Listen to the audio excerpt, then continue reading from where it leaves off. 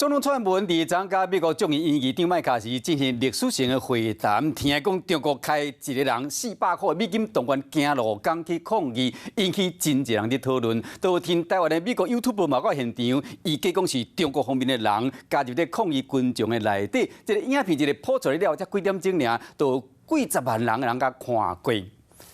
I better see $400 worth of effort from every single one of these people here, or I'm gonna be pissed. 我会举报。你就直接录下来吗？为什么不要自己亲口说呢？我不知道，别人让我拿的。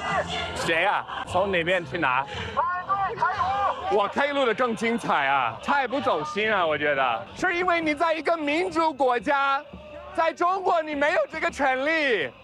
所以你是用这个权利来反对这个权利。你如果在中国，你早被抓好吗？赶快觉醒！这个 YouTuber 乐乐法律最后一加入挺台湾的阵线呢，对着这个中国方面抗议的群众一直甲发大声的甲因发。伫中国无抗议元首的权利，嘛有这个日本的媒体有甲访问，伊讲完全支持台湾。这个影片一出来，马上引起真侪人的关心。 Hello， 大家好，我是乃瑜，要教给大家2个任务。第一个，华视新闻的脸书专页，你按赞了吗？还有华视新闻的 YouTube 频道，赶紧订阅起来，还要记得按赞，开启小铃铛哦。